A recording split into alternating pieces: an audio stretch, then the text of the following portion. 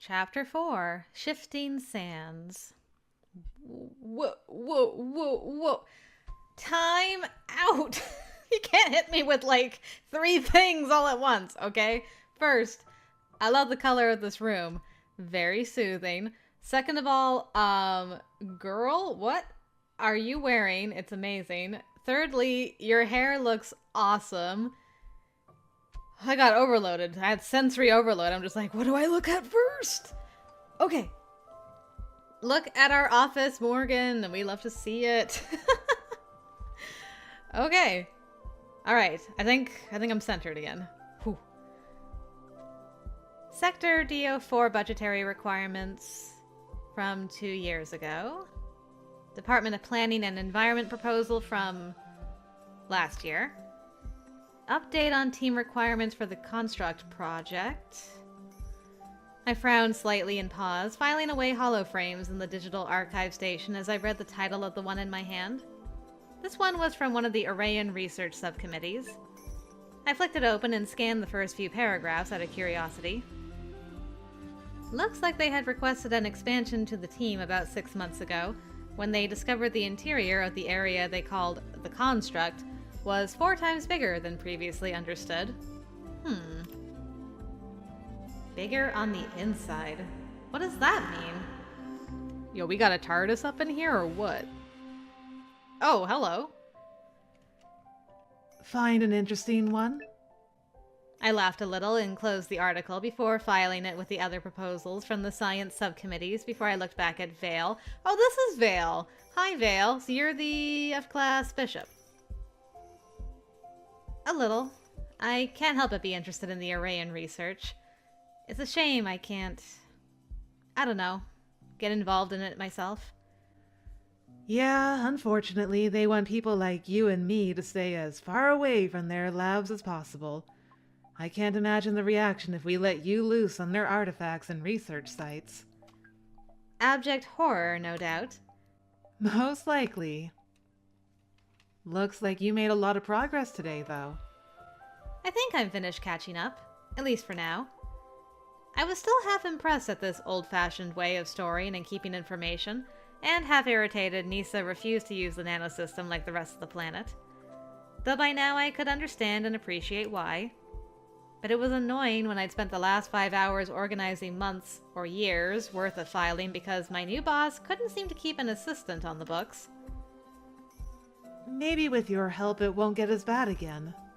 One hopes. Locke had been right about Vale when he said the two of us would get along. Though I felt awkward with them at first. Awkward talking to another Esper for the first time. They set me at ease fast, and I found them to be both encouraging and helpful in a lot of ways. They also lived in the same building as Quill, so we spent a few evenings together so they could help explain some basic Psi principles. You powered through it all pretty fast. I have to say I'm impressed. I just wanted to get it over with. Quill is shockingly disorganized sometimes. I guess in his defense, he was pushed into this job years ago, before Nysa was as large as it is now. He's a part of the old guard, if you will. I expect he'd rather do anything but this. The few times he's come close to resigning, someone always managed to talk him into staying.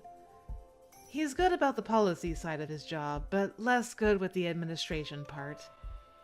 I've noticed. Trust me, I spent the last 3 days noticing.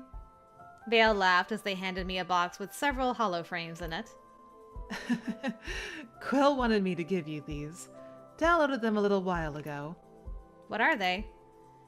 Quill figured you might be interested in some of these. Research journals about the Arrayan hub, the construct, and the Trinari structure, among other things. Okay. Located in the ruins beneath Nysa, the construct is a large spherical area, okay, so it's not rectangular, like a telephone box, that extends several kilometers beneath the surface. It was discovered relatively recently and is currently under joint study by the Nysa Research Institute and Stratum. Nearly 5 kilometers in diameter, the function of the construct is not understood, though many theories abound.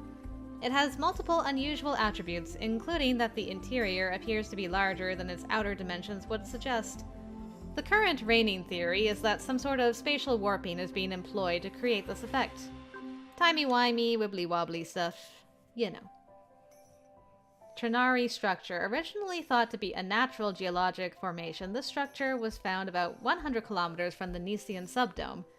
Preliminary studies passed it to a team studying the geology of Arcalis, but after discovering a partial wall remnant, it was passed back to the archaeological teams, being deemed artificial.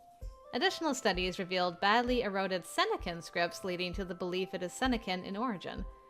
Much of it has been lost to the elements, but what remains is a series of concentric circles, nearly 30 kilometers in diameter, set inside one another. There are a few building remnants remaining, and a few artifacts of various types have also been located there. It is currently still under study, with the hopes of unlocking its nature and purpose. A smaller structure has been located on Dione. Okay. I think there's something on the Ellis's tablet as well. He especially wanted me to get that one downloaded for you. I had no idea what some of those were.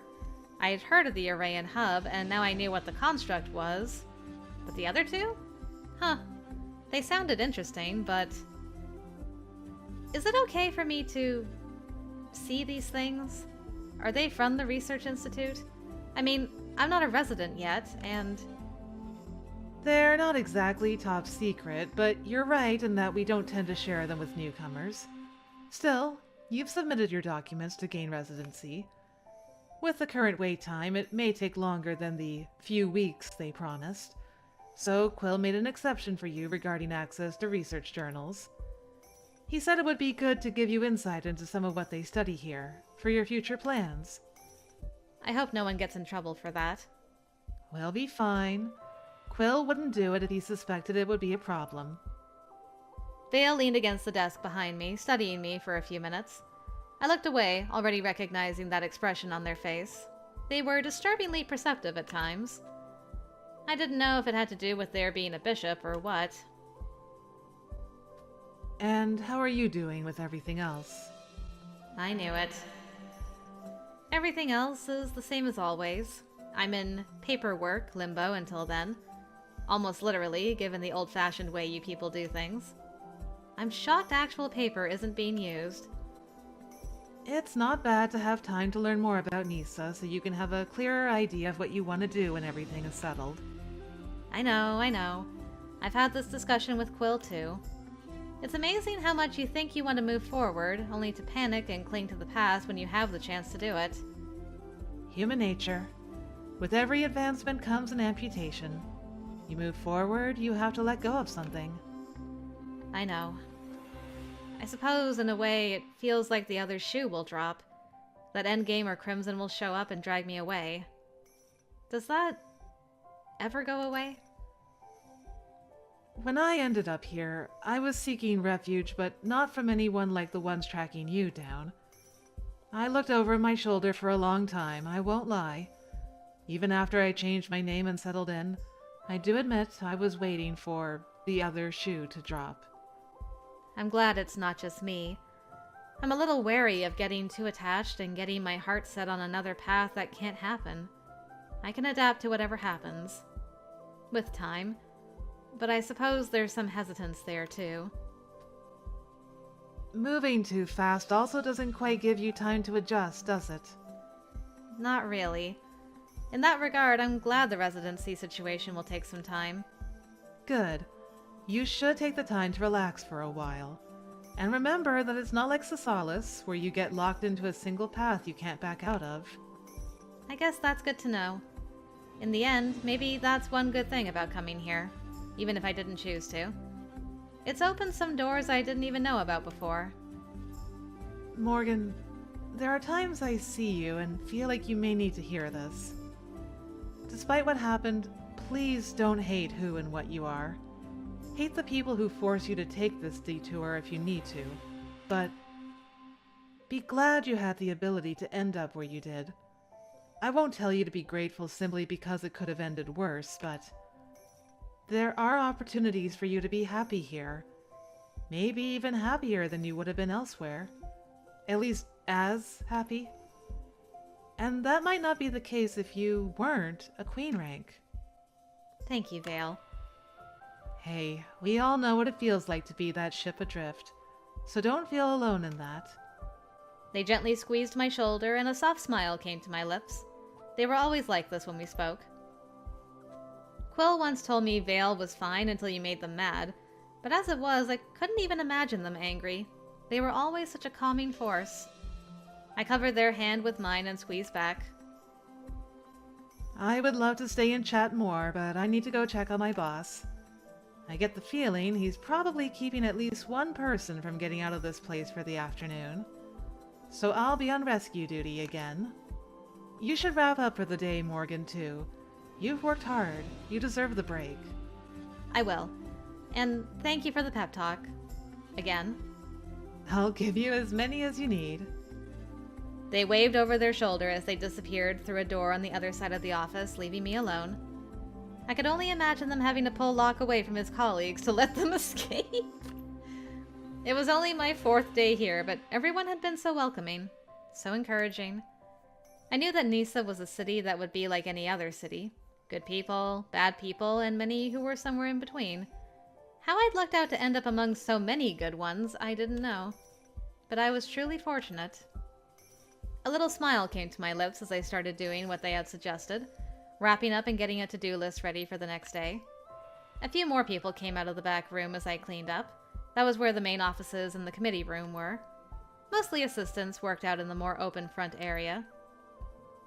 Hello? And you are? I looked up as a smaller group filed out, locking eyes with a man I'd only met a few times. Oh, the infamous Vic Sager. He gave me a friendly smile and wave, which I returned with far too much awkwardness. Interestingly, he was one of the few people on the committee who was neither an augment nor a neo-human. I'd asked Quill about it after I first met him. I had realized after a few chats with Vale about psi abilities and techniques like sphere and cage that I could tell the difference, mostly through being able to sense psi. Well, not just sense it, but visualize it. Like being able to see it. It was even conveniently color-coded. Neo-humans were the only ones who didn't possess any at all. Anyway, it was interesting that Vic was one of the few humans on the committee, and he also somehow happened to be the city manager. You'd think they would have elected someone who represented most of the population.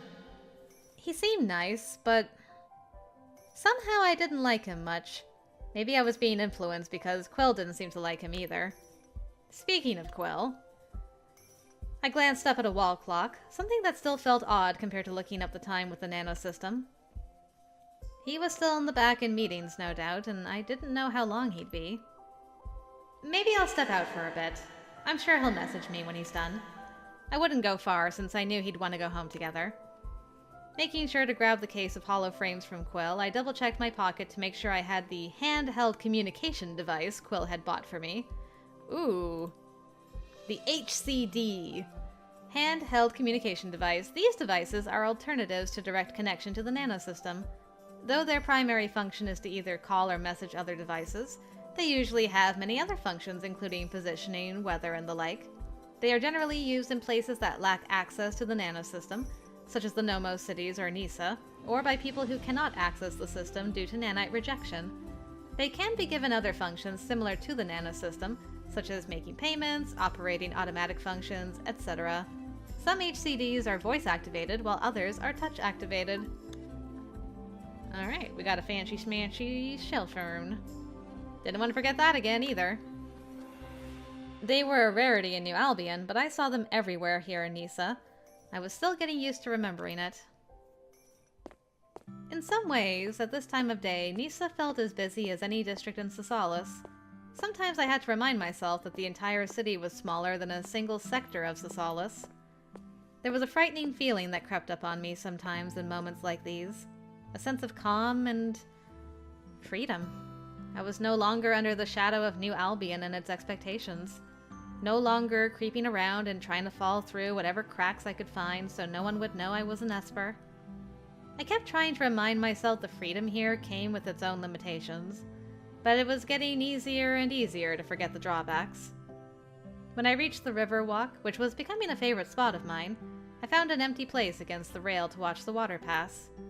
Places like this were scarce in Cisalis, at least in my sector. There should have been more of them. It was a great spot to think and people watch. I turned back to the footpath, resting my elbows on the railing as I surreptitiously studied a few people lingering nearby. It felt like it had been a long time since I was out in public like this, just to enjoy it or kill time rather than scrounge for food after a study session, or get some sun because I'd been shut up studying for days on end. When was the last time I really spent an evening out just to have fun? I couldn't remember. It was nice, though. A high-pitched laugh caught my attention from off to my left. Two people were on a nearby bench, bending their heads together as they talked. One was a neo-human, and the other an Esper, surprisingly, a combination I'd never have seen in Cisalis. I guess there are some other Espers in this sector. I looked away, still feeling the warm fluctuation of the man's gold side the edge of my awareness. My sphere, as Vale called it. Yellow. A new color. I hadn't quite managed to decode the colors I saw yet, since there weren't many Espers around, and Vale couldn't perceive Psi the way I could. I'd assume he was an infantry, though, on the grounds that they were more common. The woman with the Esper laughed again, drawing my gaze once more. It looked like they were on a date. I was trying not to stare, but when I realized the woman's face was bright red as she laughed up at the men, I almost couldn't help it. She was blushing.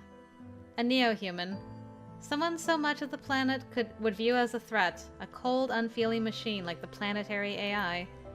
She was laughing and blushing and on a date with an Esper who, like me, might have hid his status to try to live in peace somewhere.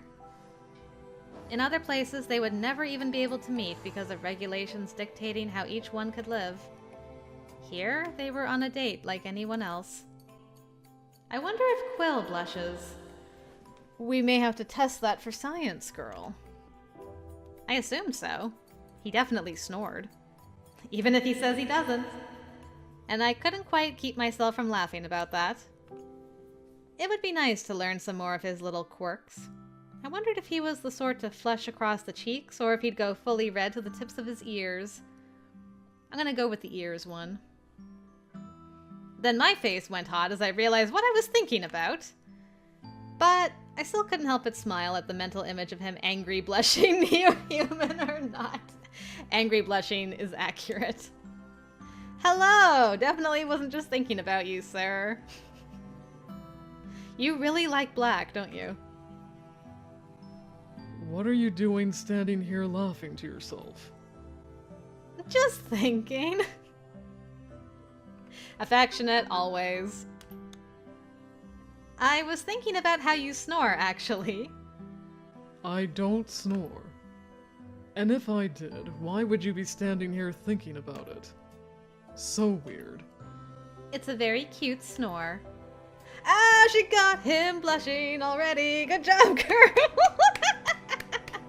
Yay! So proud of her. You were standing here thinking that I'm cute.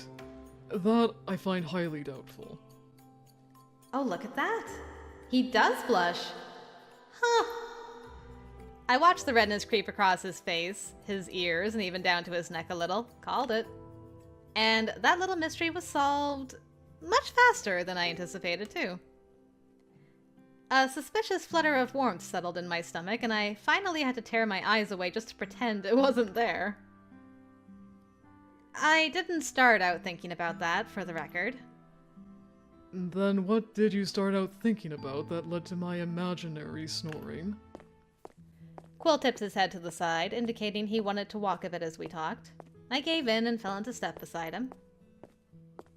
I don't know how to explain it. I was thinking about neo-humans. Oh, this should be good. Really? I'm just saying. That's the look you get on your face before something bizarre comes out of it. How rude. I never say anything bizarre. You frequently say bizarre things, Morgan. But there's some mild entertainment value in it, so now I'm curious. Just because of that, I'm not sure I want to say anything. Suit yourself. But also, tell me. I rolled my eyes, laughing as we walked side by side. He was always like that. It was cute. In a weird sort of way. Fine, fine. I was just sort of watching that couple back there. You and your people watching. Watching people is interesting. Staring at others in public is a strange hobby. Everyone watches other people, Quill. It's normal to observe one's surroundings. Sure. And was one of these people snoring or something? They were blushing, thank you. And? I just didn't realize neo-humans could blush. So I started ruminating about all the little quirks we have in common and how neo-humans and humans aren't all that different. We have so much more in common than we have differences, even down to little things like that. I was thinking how it's a shame people can't see that. They focus on the differences, the biological versus mechanical, or neo-human neural processing as something frightening somehow. Or Esper abilities being something that sets us so far apart we also have to be regulated. It's strange that we always do this to each other. And sad. I agree that it's always weird to see humans making such a distinction between themselves and us, as if our being created is unusual, especially given how many view themselves as created beings as well. Biological programming or synthetic programming, why would one be more natural than the other? We're all just a type of machine in the end. The way they treat Espers is even more baffling, though, considering 99% of the humans on this planet possess some level of psi. I agree, especially when you put it that way. My question is, do you always spend this much time contemplating the philosophical reasons for humanity's flaws? You might be surprised. As an anthropologist and historian, I've wondered quite a lot about why humans do some of the things we do. More than anything, I wonder about the human tendency to want everything to fit neatly into boxes and reject whatever doesn't. Dayside, nightside, human, neo-human, Esper, non-Esper. It all seems so superfluous in the grand scheme of things. We all love, seek connection, fear things like abandonment or death. Yet once everyone is conveniently classified, we do our best to make sure they stay inside the boundaries we set for them.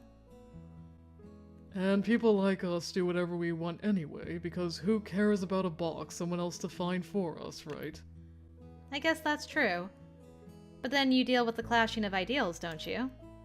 Isn't that why we seek places like this, outside of the spaces where normal humans live, so we don't clash? Sure. I mean, the way many of us see it, this is a big planet, and there's no reason for our spaces to overlap when they don't have to. It's like a normal ecosystem. Species exist in their spaces and collide only when those spaces run into each other. Why invite that conflict? Especially when we can find places we can thrive on our own without worrying about their definitions. I mean, it's a big planet, and a lot of it is still empty. That works for now, yes. But what about when that overlap becomes inevitable? It's a big planet now, but that won't always be the case. Even Nysa is entwined with human society, and people want to make it even more entwined with it. You're right, of course. If it was that easy to go off to some isolated dome and thrive there, more of us would do that instead of sticking close to places where other people live. I guess in a way, the referendum is about all this stuff too. Cultures inevitably colliding, and the people who want to make it happen sooner rather than later. Also, I have no idea how you leapt from any of this to something as innocuous as snoring. The way your mind works is the most mysterious thing of all. If other queen ranks are like you, we may need to consider if we're seeing the emergence of a new species at this rate. That is extremely offensive, thank you. My whole point is that we're similar, not that we're different. I've yet to find anyone who thinks like you do. But I guess it's not too bad. Thanks, I think. How did referendum talks go today anyway? Did I detect a hint of frustration when you mentioned it earlier? More than a hint. Talks were heated, which is to be expected, as we were just saying, people have differing opinions on the whole topic, and neither side wants to budge. Sager knows he's losing ground on the committee. He's fighting hard against the pushback, but it's looking less and less like he has the support he believed he had. He'll still force a vote, though. For whatever good that will do. Well, you'd be surprised. Today, what media presence there is in Nysa caught wind of the possible referendum, which means someone deliberately leaked it. Riling up the public is a tactic that lets them put pressure on the opposing side by citing public support. Is there public support? There's always someone willing to support even the most ridiculous of ideas. He made a face and shoved his hands in his pockets. Anyway, let's not talk about it. I'd like to get my mind off it for a while if I can. I was considering having dinner at my favorite place. You up for it? Of course. I'm nearly always up for a dinner date. Oh? You'll have to tell me the qualifications so I can tell the difference between when you're up for it and when you're not. Planning on asking me on a lot of dinner dates? Who knows? Maybe. The flutter in my stomach was back as he put a hand at the small of my back as he steered me to a nearby crosswalk. Back to the point that I suspected I may need to sit down and have a think about what it meant. Hey, we are back here. Nice. So, you figure it'll be an interesting read? At a glance, yes, I do believe this will be interesting to read. Though it's hard to focus on a research paper at a cafe. With you looking over my shoulder. Just wanted to make sure I didn't waste my time downloading those for you. I'd read them whether or not they were interesting, obviously. But this one on the Trinari structure is intriguing. I remember reading about a structure similar to this on Dione about 6 months ago? Maybe 7? It was a fair bit after Trent left. Uh-oh, we've mentioned the ex. Trent? Oh, he's my, ex-boyfriend. He moved to Syrah about a year ago. Anyway, that's not the point. I just remember that my professor showed me a paper on a similar structure. Concentric circles like this and everything. It would probably benefit this team if they had access to the Dione reports.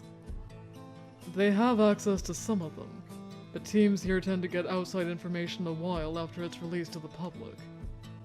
The publication I saw has a limited release, so they may not have access to it yet. But in fairness, this report is so much more detailed than the other one anyway. The team on Dione was still having some debate on whether or not it was a natural formation, so they would benefit from shared information more. Still, it's always nice to be able to compare to other findings. It can completely change your perspective when you know there are similar structures in other locations. Anyway, I'm looking forward to reading more. I thought you might like that one since it's a recent discovery and is pretty close to Nysa. The Nomos teams are interfacing with people here a lot, and we're supplying them with equipment. And people, actually. What are the chances that I can get involved with this type of research? At some point, anyway. Once you're settled here, I'd say the chances are pretty good. Why do you think I gave those things to you? I don't even have field experience, or a degree at this point, so I wasn't sure. I'm pretty sure we can work around that. Though if you want to finish your education, we can manage that too. Not like people here don't get educated. I'm not sure how that would work with a modified identity, but maybe I'll look into it. I figure Mum would prefer if I could at least manage that much. If only because it feels like a waste to leave it unfinished. But I mean, if I could jump straight into field work, I'd do that regardless of what she wants. I'm sure she'd support that too anyway. She sounds like a good mother. She is. I miss being able to talk to them. I miss being able to get advice about things like this. Even if the message last time was vague, I can tell Mom is grateful that you've been so helpful. I hope someday she gets to tell you that in person. I also hope that Mom brings her future son-in-law, wink wink, an original art piece like he wants for his flat.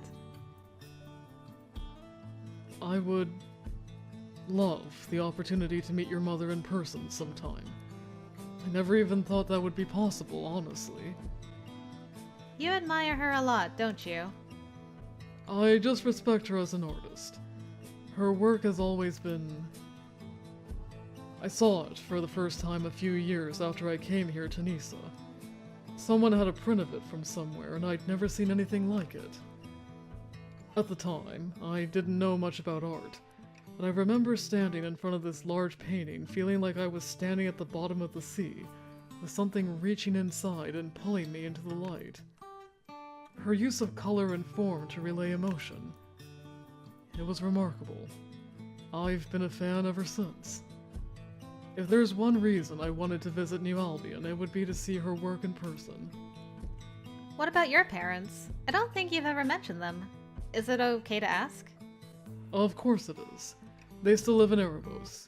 We talk every so often.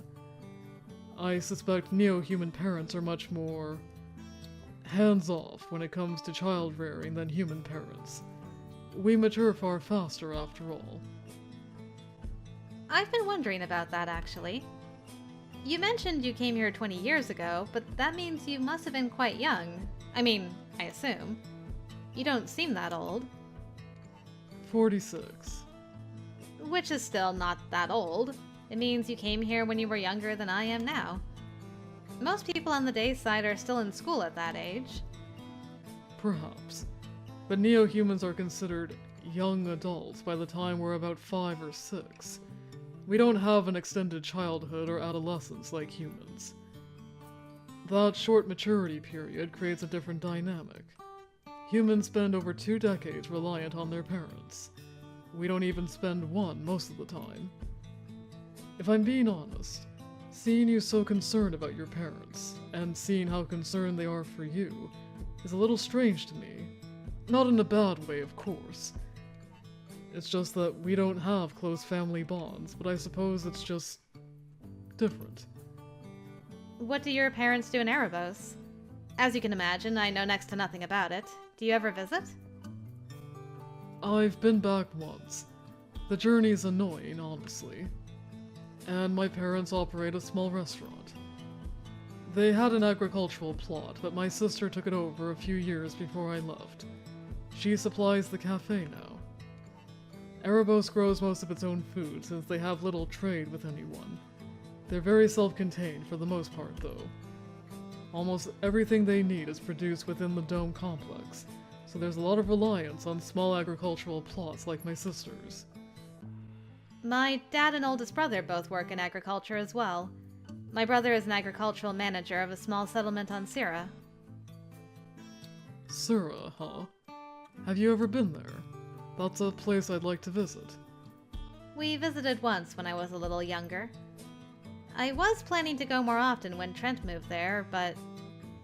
well, we broke things off, so that didn't happen. That's a shame. Must be quite the sight to look up and see Arcalis overhead. It is.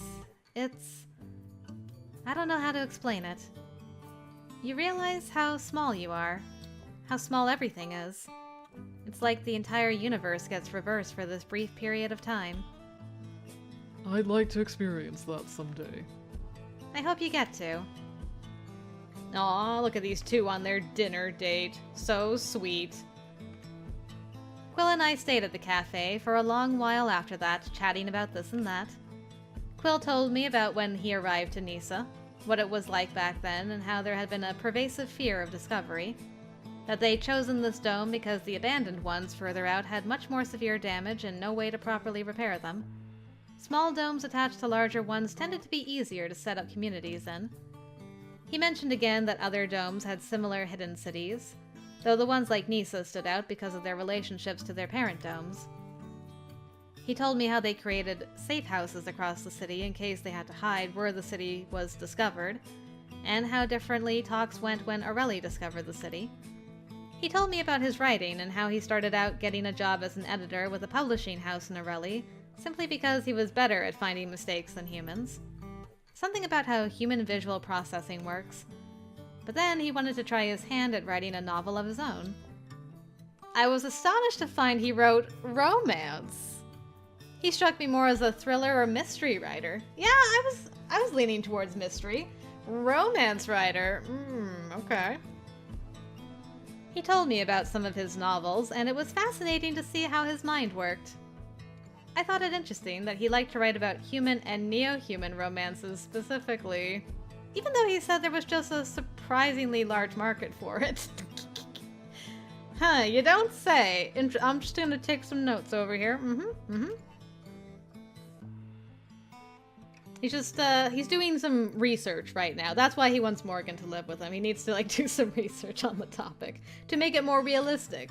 That's the real reason for this whole situation. We didn't talk about work or referendums at all for the rest of our evening. It was lovely, and we walked home together, enjoying the peacefulness as night fell. When we got back to Quill's flat, he wrote for a little while, and I curled up to read about the Trinari structure. When we finally went to bed, I laid on the sofa for a while, the play of city lights behind the blinds painting soothing colorscapes on the ceiling and walls. And the last thing I recall before falling asleep was hearing the faint sound of someone snoring.